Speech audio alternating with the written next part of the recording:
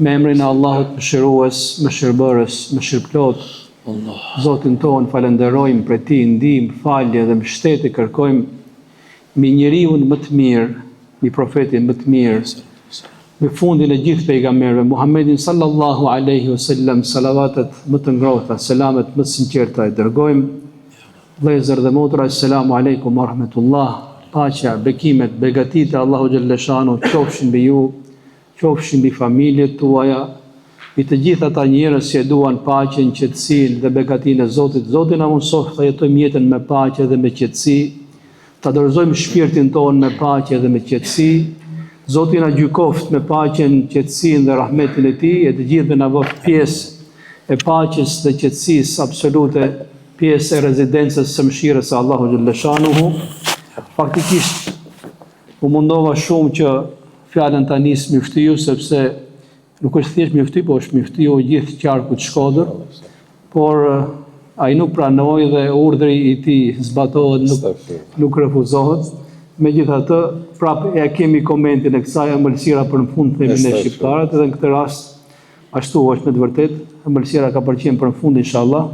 Edhe unë e lut Allahun xhalleshanu së bashku me ju, që Zoti të zbresë mbi këtë mezhlis mëshirën dhe qetësinë e Tij, ta rrethoj atë me lajket e Tij, ta përmend Zoti këtë mezhlis në mezhliset e Tij, dhe mezhliset e Allahu xhalleshanu janë shumë herë më të mira se sa mezhliset që mund të organizojmë, mund të ngrejmë ne në tokë. E lut Allahu xhalleshanu t'i bëjë begata ditët e mbetura të muajit Rexhep, po ashtu edhe të muajit Shaban, e të gjithëve të na mundsoj Allahu xhalleshanu mbritjen e muajit Ramazan, të hymë në këtë muaj me zemra të bardha, e dalim me zemra të bardha, të hymë ashtu siç i ka hije madhështisë së këtij muaji, e dalim siç i takon me dalë përpara Allahu xhalleshanu, inshallah me gjunahe të falura, me punë të mira të pranuara, si ditën që na kanë lindur nënat tona. Ramazani zakonisht ne themi është muaji i agjerimit, është vërtetë është muaji i agjerimit, por Ramazani është më shumë se sa agjerimi. Unë ndryshe do ta quaj është muaji i adhurimit, madje muaji i adhurimeve. Dhe agjerimi patjetër është adhurimi simbolik, që e dallon Ramazanin prej të gjithë kohërave të tjera. Mirë, po të gjithë e dimë që në Ramazan nuk ka vetëm agjerim.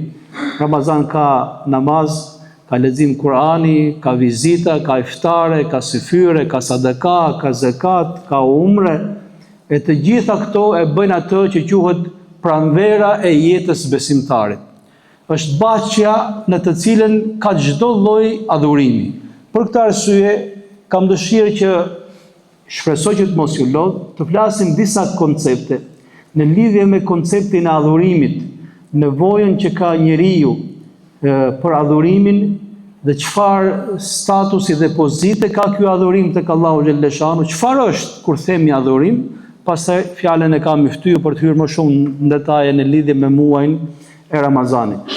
Ne i besojmë atij hadithi kur Allahu xhalleshanu thot në hadithin kutsi, o njerëz dhe o gjinde, sikur të gjithë nga i pari tek i fundit, të kishit qenë si zemra e njeriu më të devotshëm që unë kam krijuar, asgjë nuk shtohet në pushtetin tim. Pra imagjino sikur këta miliarda njerëz, e sa miliarda kanë kaluar, e sa të tjera do të vinë, e sa është numri i gjindëve që ka krijuar Allahu xhalleshanu, që Zoti e di, të gjithë të ishin me zemrën e njeriu më besimtar që ka krijuar Zoti, asgjë thot nuk shtohet në pushtetin tim. Ja ma'shar al-jinni wal-ins, o bashkësi e njerëzve dhe gjindëve, sikur të gjithë nga i pari tek i fundit të kishit qenë si zemra më e ligë e njeriu më të keq që unë kam krijuar, asgjë nuk paksohet prej pushtetit tim. Por çdo gjë që ju bëni, unë thjesht e regjistroj, nëse atë ditë do gjeni mirë dhe mirësi, falenderoni Allahun xhalleshanu se prej Zotit të keni, nëse gjeni keq dhe ligësi, atëherë mos qortoni askën tjetër përveç se veten tuaj. Ky hadith na shtyn të kuptojmë këtë gjë që ne i besojmë një Zoti i cili nuk ka nevojë për adhurim. Nuk ka nevojë për temena, nuk ka nevojë për përkuljen tonë, për sejdën tonë, për duan tonë, sepse është Zoti pa nevojshëm, është Zoti plotësuar, është Allahu Samed, është ai që të gjithë atij i drejtohen për ndihmë dhe ai askujt s'ia ka nevojën për ndihmë. Po ashtu thuhet se Allahu Gjellëshanuhu ka krijuar engjëj, të cilat me lajke, të cilat që në ditën që janë krijuar, janë me ballë në sejdë, nuk e ngrejnë ballin e tyre, vetëm i lutën Zotit të gjithësisë. Po ashtu ka engjëj që në ditën që janë krijuar janë ruku, po ashtu ka engjëj që në ditën që janë krijuar bëjnë dua, dhe kur ju thot Allahu Gjellëshanuhu, kur jepet leja që mbaron çdo gjë, ngrini ballin tuaj. E kur ngren ballin e tyre dhe shikojnë bukurinë dhe madhështinë e Allahu Gjellëshanuhu, çfarë thon ata? Sa kanë jetuar këta krijesa duke bërë adhurim? Sa mund të jetë? Mijëra vite, miliona vite, thuaj çfarë duash sepse numri nuk ka kuptim. I thot Zoti, ngrini kryet tuaj. Kur shikojnë bukurinë dhe madhështinë e Allahu Gjellëshanuhu, thonë subhanak ma abadnaka haqqa ibadatik. I lartësuar dhe i madhruar je ti o Zot, nuk të pas kemi adhuruar si që pas ka patur hije madhështisë sënde. Kjo po që se kuptohet nga çdo njeri, e sheh se sa i nderuar je ti që Zotit ka zgjedh ti jesh për atyre që adhurojnë Allahun Gjellëshanuhu. Sepse Zoti s'ka nevojë as për rukun tënde, as për sejdën tënde, as për agjerimin tënd, as për namazin tënd. Por të gjitha janë për ty o njeri, prandaj falenderoj shumë Zotin, që Zoti të zgjodhi ti jesh nga adhuruesit e tij, nga ata që hinë në Hizbullah, në partinë, në bashkësinë e Allahu Gjellëshanuhu. Kjo mendoj që është koncept shumë i rëndësishëm. Pse i krijoi Zoti njeriu? Ka shumë krijesa Allahu Gjellëshanuhu. Thuhet sot ka me miliarda galaktika. Në secilën prej tyre ka ndoshta 100 miliardë hyjësi, edhe çdo ditë zbulohet diçka. Të gjitha këto janë krijesa të Zotit. Të gjitha bëjnë sejdë, të gjitha bëjnë ruku, të gjitha ecin me urdhrin e Allahu Gjellëshanuhu. Asaj që ne i themi është udhëtimi hapësinor ose udhëtimi i hyjeve, i hyjësive, sipas haditheve, nuk është gjë tjetër veçse ruku dhe sejdë që bëjnë ata përpara Allahu Gjellëshanuhu. Zoti nuk e krijoi njeriu se ja pati nevojën atij. Nuk e krijoi njeriu as për t'u argëtuar, as për t'u tallur, hasha. Por e krijoi njeriu sepse deshi Allahu Gjellëshanuhu. Dhe engjëjt kur dëgjuan që do të krijohet njeriu, jo në formë kundërshtimi, por në formë çudie, i tha si krijon një krijesë tjetër ku nahnu nusabbihu bihamdik wa nuqaddisu lak. Ne e madhrojmë emrin tënd, ne të shëndrojmë ty, si të thënë, ti s'ke nevojë për krijesë tjetër, e kryejm ne adhurimin. Allahu Gjellëshanuhu tha, inni a'lamu ma la ta'lamun. Unë di atë që ju nuk e dini. E të gjithë e dimë që njeriu është krijuar me trup, është krijuar me shpirt dhe është krijuar me mendje. Dhe Allahu Gjellëshanuhu trupit i bori adhurimin e tij, mendjes i bori adhurimin e saj, zemrës dhe shpirtit i bori adhurimin e tyre. Prandaj ka adhurime në Islam që janë adhurime të trupit, që i bën trupi dhe trupi e ndjen që do është duke adhuruar. Dhe për këtyre është agjërimi, ndoshta është adhurimi më specifik që ka lidhje me trupin. Por namazi po ashtu është adhurimi i trupit, e shumë tjera, haxhi po ashtu. Mirë po ka adhurim edhe mendja e njeriu. A kemi menduar ndonjëherë se mendja jon adhuron Allahun Gjellëshanuhu? Patjetër, mendja është nur prej Zotit, është dritë prej Allahut Gjellëshanuhu.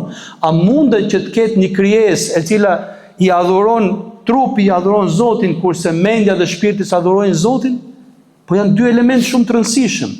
Prandaj edhe mendja adhuron Allahun Gjellëshanuhu. Adhurimi i mendjes është leximi, prandaj zbriti Iqra bismi rabbika alladhi khalaq.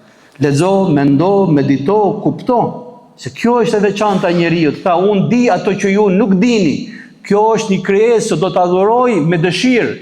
Do të adhuroj me vetdije, jo si krijesa të tjera që adhurojnë Allahun Gjellëshanuhu, por nuk kanë dëshirë dhe nuk kanë vetdije.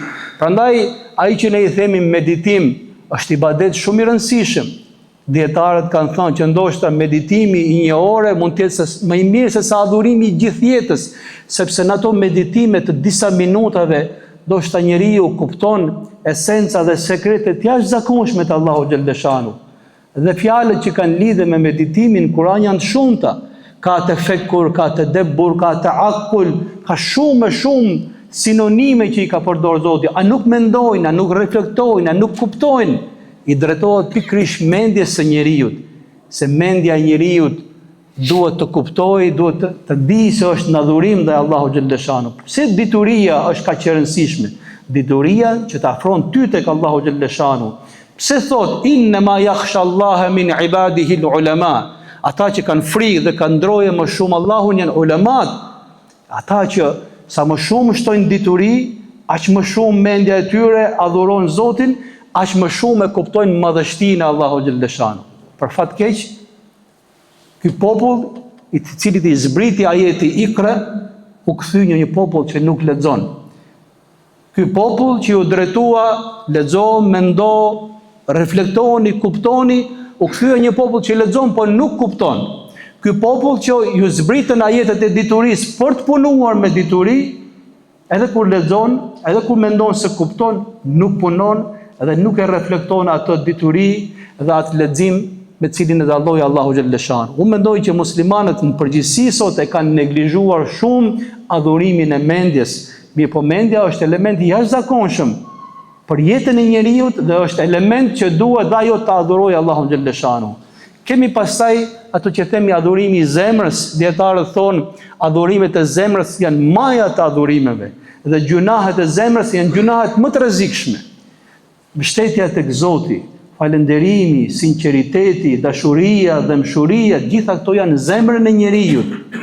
Se aty në zemër i merr vendimet njeriu. Thuhet që edhe trupi i njeriu, edhe mendja e tij, por edhe shpirti i tij, të treja bashkohen tek zemra e njeriu, reflektojnë tek zemra e njeriu. Prandaj Allahu Gjellëshanu është sultani i zemrave, dhe sultani nuk shef gjëra tjera, shef zemrën.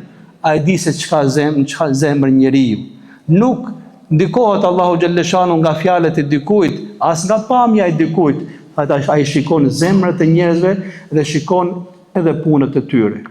Të gjithë profetët e Zotit, po ti të shifni, kur kanë deklaruar shkakun pse kanë ardhur, misionin e tyre, thonë, en la ilaha illa ana fa'budun. Thot, nuk kemi dërguar profet, përveç se që të thotë që nuk ka të adhuruar tjetër përveç meje, prandaj më adhuroni mua. Dy janë misionet e profetëve. Misioni i parë është për të treguar që nuk ka të adhuruar tjetër në këtë gjithësi përveç Allahu Gjellëshanu, sepse nuk ka Zot tjetër përveç tij. Një është ai, dhe e dyta është fa'budun, të adhurojnë atë. Këto janë dy misionet më të mëdha të profetit. Të gjitha detajet tjera janë detaje, janë dytësore. Edhe roli i hoxhallarëve, edhe roli i dietarëve. Ky është roli pazëvendësueshëm, sepse ata janë trashëgimtarët e pejgamberëve. Ata këto dy misione kanë. Misionin e parë të mbajnë lart tauhidin e uluhijes, që njerëzit mos njohin Zot tjetër përveç Allahu Gjellëshanu, mos njohin pushtet tjetër absolut përveç se pushtetit të Zotit. Kjo është elementi i parë, por e dyta është ta reflektojnë atë me adhurim. Mirë po, Islami është shumë interesant. Islami thotë që sipas ajetit kuranor, wa ma khalaqtul jinna wal insa illa liya'budun. Unë si kam krijuar gjindët dhe njerëzit përveç se për të adhuruar, për të më adhuruar. Kur pyetet çfarë është adhurim, menjëherë themi që namazi është adhurim, agjërimi është adhurim, haxhi është adhurim, kështu me radhë. Dietarët thonë, nëse i mbledhim këto adhurime me kohë, sa kohë marrin nga dita e njeriut, nga java e tij, nga muaji i tij dhe nga jeta e tij. Do gjejmë që pjesa më e madhe e jetës së njeriut nuk kalon këto adhurime. Nëse njeriu falet 5 vaktet, shton dhe në një namaz tjetër, shkon 1 orë, 2 orë në ditë maksimum. Po 22 orë tjera, si kalon njeriu? Kurse Allahu thotë e kam krijuar njeriu në 24 orë, në 7 ditë javës, në 12 muaj të vitit, në të gjitha vitet e jetës tij, që në kohën kur ai ka bylygun, pra ka pjekurinë e tij deri në vdekje, ajo është në adhurim. Atëherë si ta bashkojmë këtë që ne jemi krijuar për adhurim, kurse adhurimet tona marrin shumë pak kohë nga jeta jonë. Koncepti që ka Islami për adhurimin është shumë më i madh se sa rituali. Këto janë ritualet që duken të adhurimit, ndërsa koncepti Islam është shumë më i madh. Prandaj ajeti kuranor që nuk ka Zot tjetër veç ti dhe më adhuroni mua, adhurimi atëherë është shumë më i madh se sa këto që ne bëjmë apo këto që ne na duken prej nesh. Ky është shkaku që vëllezër dhe motra, xhamitë e muslimanëve nuk janë bërë në majat e maleve. Xhamit e muslimanëve më mund mes pazarit. Biles mund të themi është bërë xhamia, pastaj është bërë pazari. Po pazari ka zhurmë, pazari ka mashtrim, pazari mund të ketë dhe haram. Pse xhamia është aty? Pse njerëz muslimanët nuk kanë bërë siç kanë bërë shumë fe të tjera, të ikin prej jetës, të shkojnë aty ku është më pastër, ku është zëra bilbilave, ku nuk ka njerëz, më afër Allahu xhalleshanuhu. Pse Islami ka zgjedhur një formë tjetër jete, një formë tjetër adhurimi? Sepse kjo fe nuk ka ardhur për t'i futur njerëzit në shpella, as për t'i quar në majat e maleve. Profeti Muhammed sallallahu alaihi wasallam i zbriti shpallja në shpellë. Është e vërtet, por i tha zbrit poshtë. Edhe nuk u kthye më në shpellë.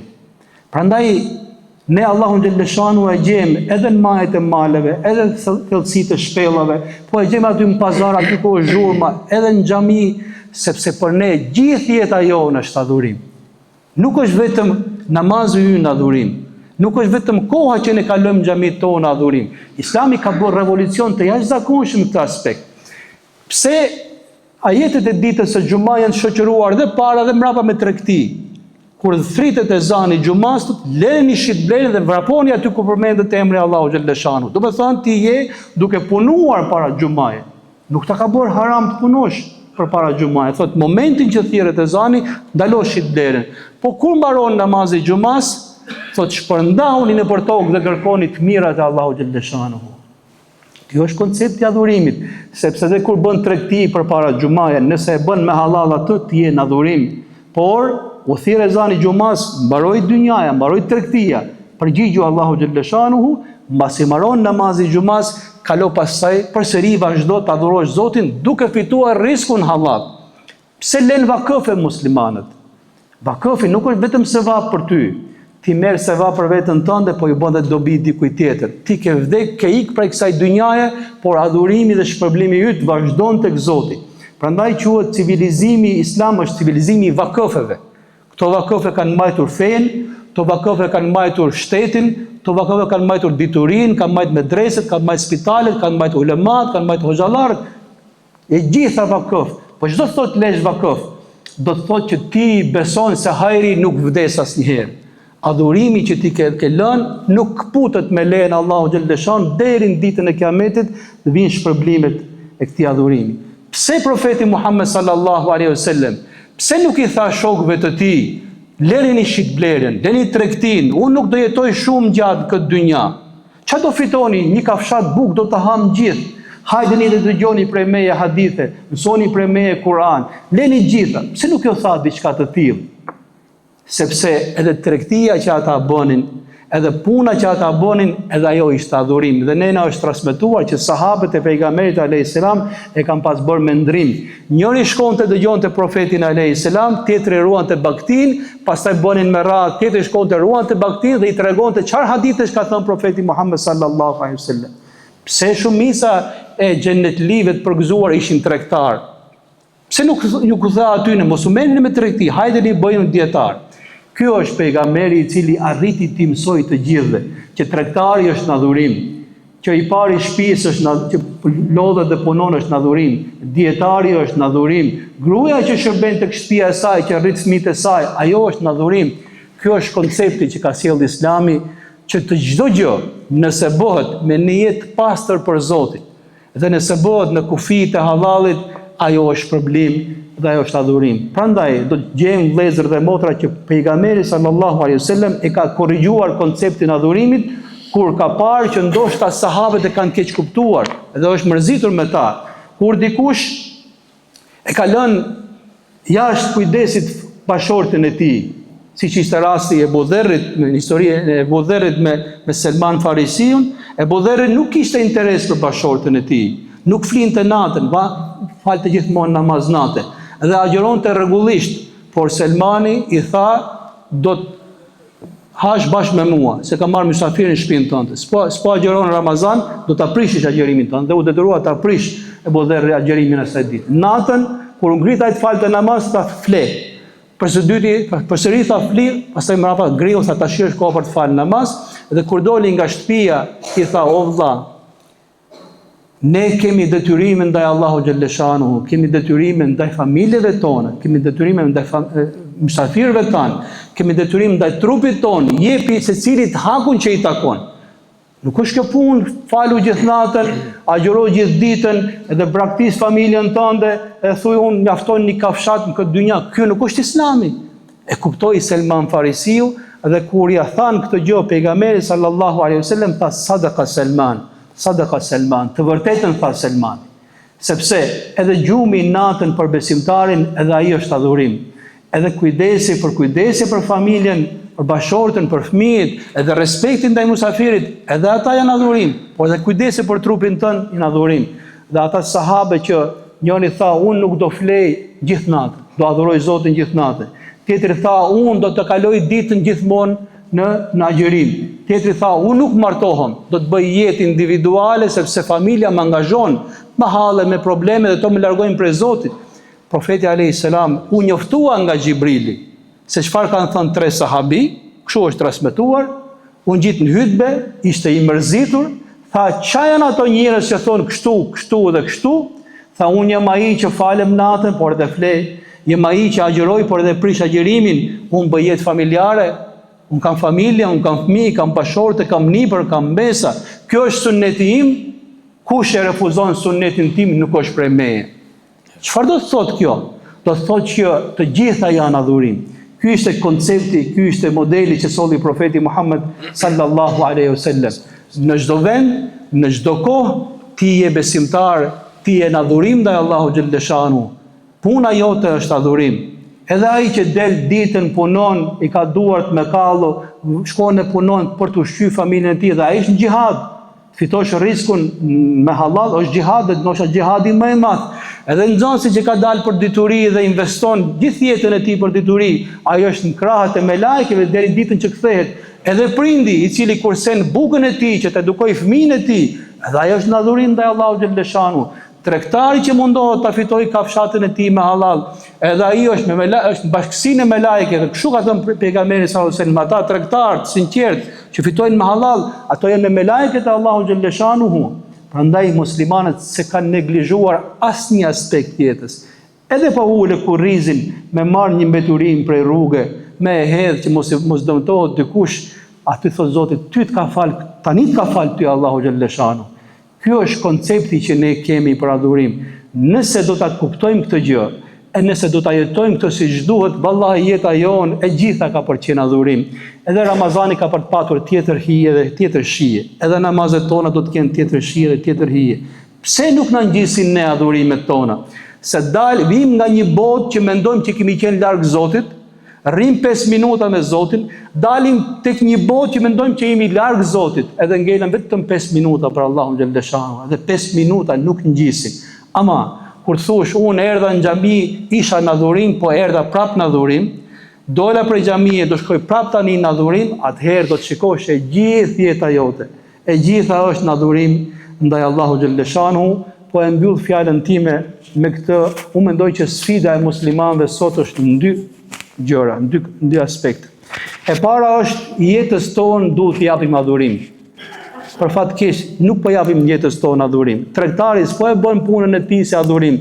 Me çfarë merresh e pyesim dikë? Punë dynjaje thot. Edhe unë i them, a ka dynja tjetër veç kësaj dynjaje? A mund ta fitojmë xhenetin përveç se kësaj dynja? Pse thu punë dynjaje? Po Zoti xhenetin në këtë dynja ta ka bërë të mundur ta fitosh. Punë dynjaje, punë ahiretit nuk ndahen me njëra tjetër. Nuk ndahet shpirti me trupin, nuk ndahet dynjaja me ahiretin. Çdo punë që e bën mundohet ta bësh si adhurim, çfarë do lloj pune, kudo që ti jesh. Pra e para jetës tonë duhet t'i fusim adhurimat, pigmentin e adhurimit që të na kthejnë të gjitha ibadet për Allahun xhaleshanu, dhe e dyta adhurimeve që bëjmë duhet t'i japim jetë. E para jetës t'i japim adhurim, e dyta adhurimeve tona t'i japim jetë, sepse shpeshherë bëjmë adhurimet tona, por adhurimet tona nuk kanë jetë, që adhurimi të ketë jetë, e para do të ketë niyetin e pastër. Dhe niyet, fjala nije vjen nga fjala newa, bërthama. Siç është bërthama, çdo gjë për frutin, aty është çdo gjë në bërtham, e ka krijuar Zoti, gjitha sekretet e frutit janë në bërtham. Ashtu është dhe niyeti. Nëse bërthama është e prishur, fara është e prishur, nuk hahet ai frut. Nëse niyeti është i prishur, nuk pranohet ai punë. E dyta, që adhurimet tona të kenë jetë, kuptoj adhurimet, kuptoj pse falesh, pse agjeron, pse jep sadaka, pse jep zakat, pse shkon hax, sa të kesh mundësi. Dhe e treta, mundohu t'i reflektosh, që është dimensioni moral, kur në jetën tona t'jenë të shëndosha dhe të shëndetshme. Kur kuptimi ynë për adhurimet tona t'jetë me vetdije, pse e bëj këtë punë, dhe kur t'i reflektojmë këto adhurime në jetën tonë përditshme, dhe mos ketë nevojë të bëjmë propagandë dhe davet me llafe, por të flasim veprat tona, sjelljet dhe moralet tona, atëherë gjithë jeta jonë me lejet Allahu xhaleshanu do të jetë në adhurim. Është një rast jashtëzakonshëm se Zoti sjell muajin e Ramazanit, se në këtë muaj të gjitha punët që bëjmë kthehen në ibadet. Edhe gjumi është ibadet, edhe iftari është ibadet, edhe syfyri është ibadet, dhe e dyta është momenti ku kullohet mendja e njeriu, kullohet zemra e tij dhe trupi i tij dhe e kupton se çdo të thotë ti je rob i Allahu xhaleshanu, të paktën në këtë muaj, Allahu xhaleshanu na mundsoft që të gjitha veprimet dhe punët tona që bëjmë të jenë sinqerta, brenda kufive të halallit, e t'i shkruaj Zoti për adhurime. Po ashtu dhe gjitha adhurimeve që bëjmë, t'i jap Zoti jetë, dhe kjo jetë na shtyj që të bëjmë edhe më shumë punë të mira. Zoti na mundsoft ta mbrim muajin e Ramazanit me zemra të pastra dhe të bardha, na i fal të gjitha gjunahet, na i pranoft të gjitha të mirat, dhe të gjithë të muaj, me ditët dhe netët, me të gjitha sekondat e tij, inshallah e shkruan Zoti si adhurim. Zoti është përblef me të mira, dhe na bëni hallat se do shta dhe zjatëm pak, fjalën e ka ëmbëlsira për në fund. Astaghfirullah. Bismillahirrahmanirrahim, alhamdulillahi rabbil alamin. Wa sallallahu wa sallam wa baraka ala sayyidina wa habibina Muhammedin wa ala alihi wa sahbihi ejma'in. Shumë i dashton vllau im krye imam Ali Efendi Bardhi, bashkë me imamët edhe xhamatlit e shtrejt të këtij qyteti që ne kemi për zemër, i dashtoni doktor Ferit Piku. Unë në fakt, nëse doktori do të dëshiron të që ta mertë edhe kohën time, unë me shumë kënaqësi do të kisha vazhdu me e një gju ligjëratën e ti, për të cilës majta shumë shënime, edhe më duk vetja si një nxënës përpara një mësuesi të madh, si një burim urtësie, edhe elhamdulillahi rabbil alamin që ju me ftuat sonte në këtë mezhlis edhe unë përfitova shumë çka. Edhe kam marrë disa shënime që do t'i reflektoj edhe pas këtij mezhlisi nëse kam jetë edhe mbarsi. Ne, elhamdulillahi rabbil alamin, jemi akoma në një muaj të shenjtë. Jemi në muajin e Rexhep. Edhe është fatmirësi e madhe kjo, sepse duket se viteve dhe kohëve të fundit, në mesin e muslimanëve, përhapet një frymë e çuditshme që me si pret që kur vjen një muaj i shenjtë me e largu atje dhe me e shty me përfundu sa më shpejt. Dhe si ishte jo muaj i shenjtë, po një muaj e kundërta të shenjtës.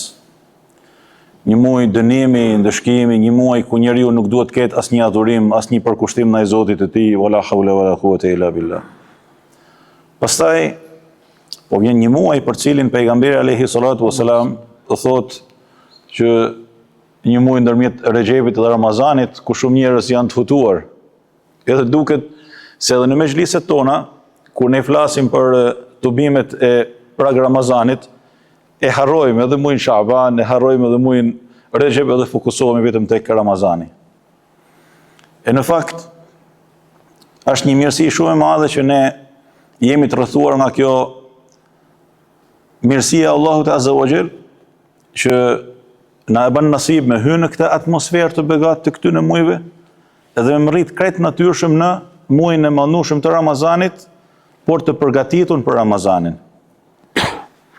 Dhe më thënë, me e shiju muajin e mandueshëm të Ramazanit, ashtu sikur se tha dhe doktori i dashton, për të kuptuar çdo ditë të Ramazanit se çfarë është ky adhurim që ne e bajmë. Edhe pse me e shiju këtë adhurim që ne e bajmë, dhe mos me kalu asnjë ditë prej ditëve të muajit të mandueshëm të Ramazanit, pa e shiju si që duhet atë. Edhe me ungop gjithë se cili prej nesh qoftë edhe me një ditë të vetë me të muaj të mandushëm të Ramazanit. Që kur të përfundoj muji i mandushëm i Ramazanit, me të vërtetë që gjithë se cili prej nesh me umërzit, sepse ka ikë diçka shumë e madhe. Por, i ka dhanë besën Allahut Azza wa Jall që do të vazhdojnë në besën e Ramazanit, edhe në rendin e Ramazanit. Edhe këtë e kanë ba ma së mire sahabët e pejgamberit alayhi salatu wasalam, të cilët e keni lexu, e përcjellnin 6 muaj dhe përgatitishin për të 6 muaj. Që dhe me thanë me e përcjell 6 muaj dhe me u përgatit 6 muaj. Dhe me thanë me kenë kret jeta Ramazan. Me kenë kret jeta e besimtarit si një mirësi e madhe ku shënohet muaji i begati Ramazanit. Subhanallah. Dhe esenca e muajit të mandushëm të Ramazanit është takvaja, për kushtimi. Dhe me thanë, me i dhanë jetë adhurimit, po, edhe me i dhanë adhurim jetës në përmjet për kushtimit. Po qa është kjo për kushtimi? Me lejoni t'ju tregoj një rrëfim shumë interesant, të cilin e lexova në librin namaz të Imam Ibnul Gjauzit, në Sifatu Safwa. Flet për cilësinë e brezave të parë prej sahabëve, tabiinëve, njerëzve më të mëdhenj të këtij ummeti. E thotë, kur i erdhi vdekja, sahabiut të dashtun, Ebu Musa al-Esh'ari, radiallahu anhu, a i mlodhi fëmijët e tij. I mlodhi djemt. Edhe i tha, ja benija, udhkuru sahib ar-radhif. O djemt e mi, mos e harroni dhe përkujtojeni për herë të Zotin e rriskës së bukës. A mund ta përkthejmë kështu fjalën radhif? E dini ju që ndër arab, e sidomos në kohët e vjetra, buka ty në ishin ato si pite, kështu si i keni parasysh. I thojnë raghif asaj në gjuhën arabe, jo si buka që ne konsumojmë kështu me feta. Hazreti Ebu Musa i la porosi të bijve që të kujtojnë për herë të Zotin e atij raghifit, pra asaj rriskës së bukës. Po për çfarë bëhej fjalë? Asa në popujt e mëdha përparshëm ishte një person i cili e adhuroi Allahun Azza wa Jall 70 vite. Mirë po, ai jetonte larg njerëzve. Si të thush në një shpellë, në një mal. Dhe nuk zbriste në mesin e tyre vetëm një herë në vit. Pra fetarizëm larg njerëzve. A shkon? Nuk shkon. Fetarizmi është në mesin e njerëzve. Ashtu sikur se e ndigjuam, xhamia është në mesin e njerëzve. Ku i kemi xhamit Haxhi Dashton? Në treg. Aty ku kalon makina, aty ku janë shtëpit. Apo jo, ndigojmë edhe borit e makinave, ndigojmë edhe zhurmën e fëmijëve, ndigojmë edhe nanat që i thrasin fëmijëve për të shkuar në shkolla, për të ardha, për të bleja, për të pse, se xhamia është në mes të njerëzve. Ky zotnia ul një ditë për ditëve, edhe thot shejtani ja zbukuroi një prej harameve. Edhe e bani atë haram për 7 net. Thot pastaj u kujtu se ky është adhurues i Zotit, ky është besimtar, ky është njeri i përkushtuar, si më rrëshqit në këtë haram, si më rrëshqit në këtë gjunah të madh, prej gjunaheve më të shëmtuara. Thot dhe vendosi të largohet nga vendi ku jetonte dhe të shkonte sa më larg. Udhëtonte, ndalej, falej, binte në sejdë, qante, i lutej Allahut Azza wa Jall për falje, i penduar, derisa i lodhur, i raskapitur, më rriti në një vend ku dëgjoi zërat e ca njerëzve. Pas se ishin 12 mesakin, pra njerëz të varfën, të lodhun, të mjerë, që s'kishin asgjë mas shpirtit, edhe u fut në mesin e tyre. Ata 12, edhe ky u ban 13 burra. Thot në darkë vinte një murg, një rahib. Edhe i sillte nga një raghif khubz, pra nga një rizk buk. Aq kishte, një fet buk, 12 feta buk. Edhe thot, pa se kush është tek është, ai filloi duke e nda bukën. 12 morën, përfshin edhe personazhin e historisë së Hazreti Ebu Musës, edhe njëri prej tyre ngeli pa bukë. Ju drejtua morgut dhe i tha, ti nuk më dhe buksonte. I tha, si thush, pasha Allahun, unë atë që pata, ju dhash. Por shif, se mos në njeni prej shokëve të tu, ka marrë 2 riska. Thotë dhe askush nuk foli. Ky zot mia, duke e ditë se është ky që ka hyrë në mesin e tyre dhe ky mund ta ketë marrë riskun e atij që kërkon të bukën, i azgjati bukën e tij. Atë radhifin që Hazreti Musa thotë mos e harroni. I azgjati kafshatën e bukës së tij. Thotë dhe nuk kaloi shumë dhe ai vdiq. Ndroi jetë. I lodhun, i raskapitun, ndroi jetë. Thotë u peshuan 70 vitet e adhurimit të tij me 7 netet e haramit. Edhe 7 netet e haramit peshuan maran. U peshuan 7 netet e haramit me riskën e bukës, riska e bukës peshoi maran. Dhe Hazreti Musa çfarë tha? O bijtë mi, mos e harroni riskën e bukës. Çfarë është riska e bukës? Riska e bukës është përkushtimi i njeriut në jetë për të kenë siç Allah Azza wa Jall don në marrëdhëniet e përditshme me njerëzit, në adhurimin e tij, në përditshmërinë e tij, në marrëdhënien me tjetrin, në tolerancën e tij, në faljen e tij, në altruizmin e tij. A ka diçka më të madhe se sa me dhanë edhe kafshatën e fundit, pas së cilës ai ndroi jetë? Mirë po ajo kafshat e shpëtoi tek Allahu Azza wa Jall. Dhe Hazreti Musa thot mos e harroni të Zotin e riskës së bukës. Kjo është e para. Muaji i mallnueshëm i Ramazanit vjen pikërisht për të na edukuar me këtë frymë të dashurit e mi. Me u bë më të butë në marrëdhënie me njëri tjetrin. Me u bë më të lehtë në marrëdhëniet e përditshme. Me u bë më zemërgjan.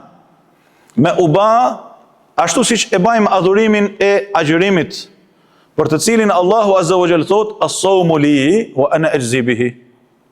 Agjërimi është i imi dhe unë jap shpërblimin për ty.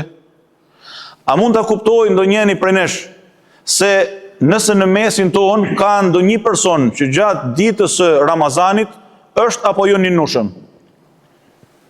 A mund ta kuptojmë se dikush që kemi në krah edhe mund të mos jetë ninushëm? Mirë po, ne nuk e marrim zahmetin me e pyet a keni nu apo jo. Pse? Sepse është çështja e tij, është mes tij dhe mes Zotit të tij. Pra nëse gjatë 30 ditëve të Ramazanit, ti si musliman, e ne si besimtar në përgjithësi, e kemi aftësinë me ju përgjigj Allahut Azza wa Jall, edhe me kenë korrekt, edhe me ndryshimin thelbësor të krejt sistemit të vitit. Se ne prishim gjumin, ne prishim sistemin e të ushqyerit, ne prishim sistemin edhe të shkuarit në xhami. Ditëve të tjera e Ramazanit kemi tjetër sistem gjumi, tjetër sistem ushqimi, tjetër sistem edhe komunikimi me xhamin. Kemi tjetër sistem komunikimi edhe me të varfrin, me familjarin, me këtë me atë. I prishim të gjitha për hir të Allahut Azza wa Jall. Mirë po, pse nuk e bëjmë një gjatë të tillë edhe jashtë Ramazanit? Duke u mundu me rregullu dhe me përmirësu atë çfarë ne e diktojmë vetvetiut. Ne nuk kemi nevojë me na thënë dikush se jemi gabim. Allahu subhanahu wa taala ti ka dhënë sensorët e kuptimit të gabimit dhe të haramit vetvetiu në veten tënde. Ti kur gabon e din se ke gabu. Ti si besimtar, zemra e jote e ushqyer me dhikrin e Allahut, e me dritën e Kur'anit, të jep sinjal se kujdes, diçka nuk shkon. Bane prove dhe mos e fal namazin e sabahut. Bane prove dhe lene namazin e xumas. Bane prove dhe flaj pa e fal namazin e jacis dhe me t'ik namazin e jacis. Bane prove dhe mos e jep zekatin kur e ke mundësin për të dhanë zekatin. Bane prove dhe mos shko në haqë kur e ke mundësin për të shku në haqë. Ty të vjen alarm nga mrenda, çfarë po bën? Ti duhesh me u fal, ti duhesh me e dhanë këtë, ti duhesh me e ba këtë. Sepse Allahu subhanahu wa taala është i drejtë. Edhe e ka plotësu njeriu me sensorët e përkushtimit. Mirë po duhet pak lodhje dhe angazhim. që me e përsos në marrëdhënien tonë, me përkushtimin ndaj Allahut subhanahu wa taala jetën tonë të përditshme. E dyta, edhe e fundit. Ka një bashkëbisedim shumë interesant e të vlefshëm ndërmjet Ebu Gjafar al-Mansur, kalifit të famshëm, edhe Hazreti Imam Euzaiut, që ka qenë prej korifejve dhe prej dietarëve të mëdhenj të jurisprudencës islame. Ka qenë si Hazreti Imam Abu Hanife, si Hazreti Imam Shafi e të tjerë. Dhe sot, Imam Lauzai u vunu për të shku me e përheru kalifin. Edhe kalifi qoj fjalë, hajtë dhe më përhero. Se do të kalifi, kalibrin e Imam Lauzaiut. E kretë kanë ardhë, ma i madhi nuk ka ardhë. E kretë pëshojnë, sa pëshojnë, ky pëshojnë sa tanë bashkë, edhe erdhi Imam Lauzai. Pse ke ardhë, kam ardhë, një bisedë shumë e thjeshtë. Çfarë i tha? I tha, imami i madh kalifit, më ka thanë Mekhuli nga Atija ibn Bishr, se Rasulullahu sallallahu alaihi wasallam ka thanë, shikoni tash, një porosi për kalifin, por porosi për gjithë secilin prej nesh edhe në prak të Ramazanit. Eyyuma abdin ja'athu maw'izatun min Allahi fi dinihi, çdo njeri që i vjen një këshill nga ana e Allahut në fenë e tij. Edhe këto mexhlise që ju organizoni janë mexhlise të këshillave. Unë për vete i mbusha 2 fletë me këshilla shumë të vyeshme nga doktori i dashtën. Fa innaha ni'matun min Allah. Kjo këshill e këto këshilla janë nimet nga Allahu. Kujdes. Siqat ilayhi, që i janë drejtu ati dhe janë nis drejti, fa in qabilaha bi shukrin. Nëse ai i pranon këto këshilla duke e falendëruar Allahun dhe duke vepruar sipas tyre, do të shpërblehet. E përndryshe, ato janë hujjatan alayhi. Ato janë argument për të ditën e gjykimit, për të shtuar gjunah para durve të Zotit, e për të zemëru Allahu edhe më shumë me të, kur i len masdore këto këshilla. Feja e jonë është këshill të dashurit e mi. Dhe të gjitha mexhliset në të cilat ne mblidhemi, edhe e këshillojmë njëri tjetrin, edhe përhapim një fjalë a një tjetër duke u pa në pasqyrën e njëri tjetrit, e bajmë duke e këshillu vetveten në radhë të parë. Dhe duke u lutur Allahut Azza wa Jall që me përfitu nga këto këshilla për të rritë ditë pas dite në besimin tonë, e në fetarizmin tonë, e në marrëdhëniet e përditshme që kemi me njëri tjetrin. Pastaj, Imam Euzaiu vazhdoi dhe tha, o prinjësi besimtarëve, ka treguar Mekhuli nga Atija ibn Bishr, se Rasulullahu sallallahu alaihi wasallam ka thënë, çdo njeri që Allahu i ka ngarkuar një përgjegjësi dhe ai i mashtron ata për të cilët ka përgjegjësi, Allahu do t'ja bëj haram xhennetin. Duket se ky hadith ka të bëj edhe ka në qendër të vëmendjes valit, prinjësit, drejtuesit të ndryshëm. Në fakt, ky hadith ka të bëjë me gjithë secilin prej nesh. Sepse pejgamberi alayhi salatu wasalam ka thënë, të gjithë ju jeni përgjegjës për atë çfarë keni përgjegjësi në jetën tuaj. Domethënë, familjen, biznesin, një punë që ti e ban, një shoqëni që ti e ke, xhamin ti si je imam, xhamit muftiu, gjithë secili prej nesh ka një përgjegjësi të madhe para durave të Allahut Azza wa Jall. Muaji i mandueshëm i Ramazanit është thjesht muaj i sofrave të iftarit të dashurit e mi. Muaji i mandueshëm i Ramazanit nuk është thjesht muaji i namazit të taravis. As nuk është thjesht muaji i leximit të Kuranit. Patjetër, këto janë pjesë përbërëse të padiskutueshme të këtij muaji të mandueshëm. Ky është një muaj që po vjen për të na ripërtëri në besimin tonë, në marrëdhënien tonë me Allahun Azza wa Jall, në komunikimin tonë të përditshëm me njëri tjetrin, në marrëdhënien tonë me vetë fen tonë, në marrëdhënien tonë me vetë Kur'anin e Zotit tonë, në marrëdhënien tonë me traditat e pejgamberit tonë alayhi salatu wassalam, në marrëdhënien tonë me çdo gjë që vjen nga Zoti i gjithësisë për të na nxjerrë nga errësirat në dritë. Për çdo gjë që vjen nga Zoti i gjithësisë dhe nga pejgamberi alayhi salatu wassalam, që Zoti i gjithësisë na jep urdhën në Kur'anin famuljar që mi u përgjigj Allahut të dërguarit të tij në atë që na ftojnë, që në vërtet na jep jetë. Muaji i mandueshëm i Ramazanit, në fakt është muaji i jetës. Është muaji i asaj jete të mirë që Allahu Azza wa Jall don nga gjithë secili prej nesh për të dëshmuar si njeri që e ka aftësinë për të bërë jo vetëm adhurimin e agjërimit, por çdo adhurim në jetën e tij xhalis për hatër të Allahut Azza wa Jall. As-sawmu li wa ana ajzi bihi, agjërimi është i imi dhe unë e jap shpërblimin për të. Po namazi ja Rab, i kujt është? Po zakati ja Allah, i kujt është? Po fjala e mirë, po sinqeriteti, po komunikimin në familje, me gruan, me fëmijët, po marrëdhënia në biznes, po ndalimi dhe frenimi nga haramet, për kë janë? Të gjitha janë për Allahun. E nëse agjërimin e Ramazanit e kemi mundësinë dhe aftësinë për ta bërë në mënyrë të plotë, dhe ju e dini sa i vështirë është agjërimi. Është i vështirë, është i lodhshëm, sidomos për njerëz që punojnë e lodhen edhe në kushte të vështira atmosferike, është i vështirë. Tamam? Është i vështirë.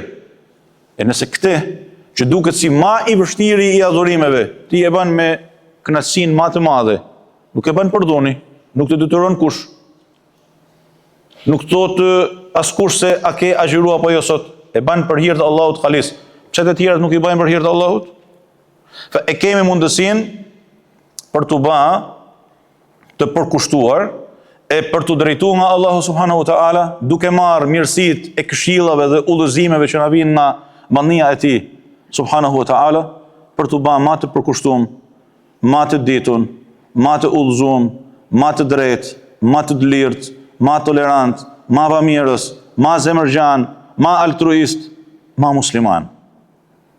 Ju përharoj për këtë iniciativë të dobishme edhe për këto mexhlise plot të mirësi dhe bekim, dhe i lutem Allahut Azza wa Jall që na vi me zemër të mirë ky muaj i begat, e ta shijojmë muajin e mallnueshëm të Ramazanit, e të gjitha adhurimet tona t'i kthejmë aty ku Zoti don, e të dëshmohemi tek krijuesi i jon si mëkamësit e tij, e të jetojmë me faqe të bardhë, e të ndahemi nga kjo botë me faqe të bardhë, e të ringjallemi me faqe të bardhë.